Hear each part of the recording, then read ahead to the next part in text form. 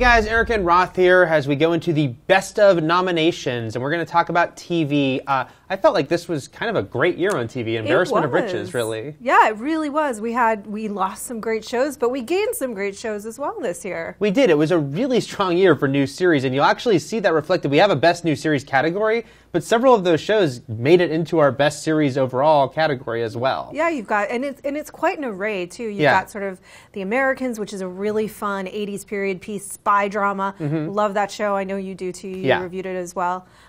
We've got Orange is the New Black. We've got, what else do we have? Orphan Black, which was actually, kind of a big discovery there with Tatiana Maslany, widely acclaimed and well so, well deserved. And then Hannibal, which I think was, so many people were snarking on Hannibal before it began. Oh, how are they going to do this on NBC? How is anyone going to match Anthony Hopkins? And then I thought it was one of the year's best shows, actually. I did too. And we also want to mention on Showtime Masters of Sex, which is another great one, another period piece as well. Yeah, I love Hannibal. I think this is a huge year also for horror on television. Yes, it was. A lot of great horror series on television. Hannibal is right up there as probably the best. Yeah, Bates Motel as well. Another show where people were saying best not to even touch it. Yeah. And then it did really good. Yeah, very different tones, very similar origins. Yeah.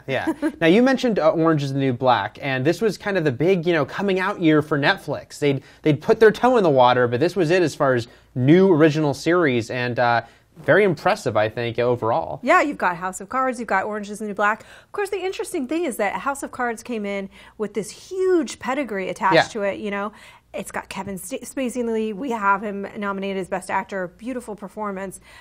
But Orange is the New Black came in under the radar. It was sort of the least promoted, the least touted, and then all of a sudden, critically, it just got such a tremendous response. I love it. Yeah, I think, let's face it, Arrested Development, it has to be seen somewhat as a disappointment. It just wasn't as great as previous seasons. But here was Orange is the New Black. We actually had a debate whether we'd put it as comedy or drama. It really does ride that line. Yeah. But no matter what you call it, category-wise, we went with drama.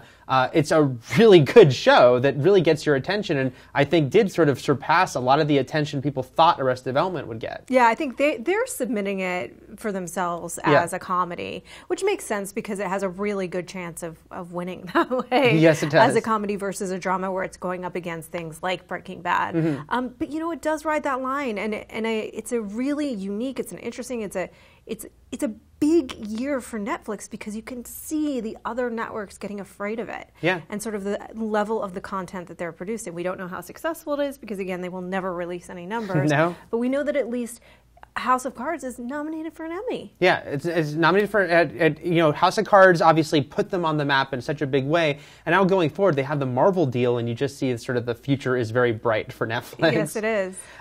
This year, comedy-wise, was interesting. Community, which is sort of here at IGN in a lot of ways dominated the last couple of years. It was not shockingly their weakest year ever with no Dan Harmon. We'll see when he comes back very soon, if that turns around, hopefully.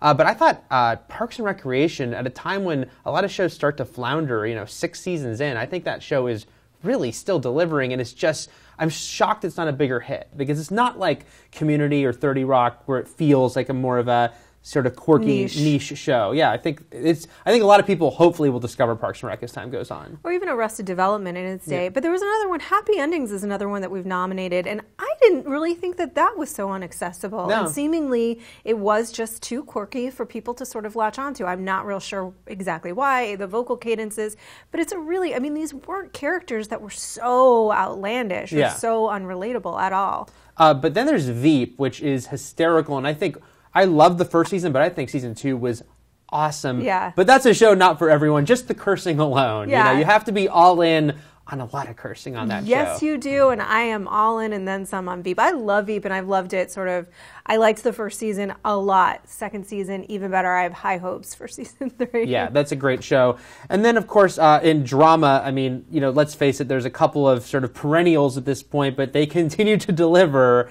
And Game of Thrones, an amazing year. It hit a milestone moment that every fan of the book was waiting for, and I thought nailed it and then some. Oh, yeah, it absolutely nailed it. And I think that even, it's interesting because I feel like it really hit what it needed to in terms of the book, and it brought a little something different to the table as well. Yeah. And that's happening more and more on Game of Thrones, but definitely this season in general delivered that episode, though. Delivered. Like gangbusters. Of course, we've had some losses this season. A lot of shows ended. Yeah.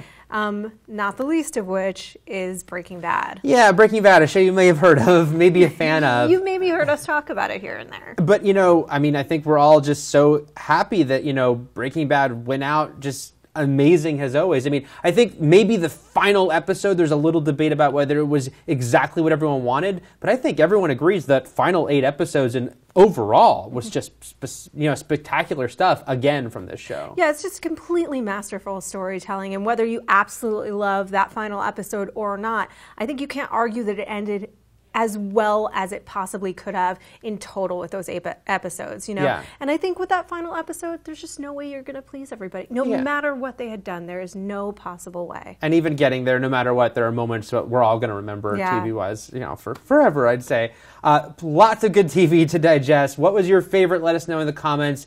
The nominations are out. You can vote for the Reader's Choice, and we'll have our picks coming up in weeks to come, guys. Thanks.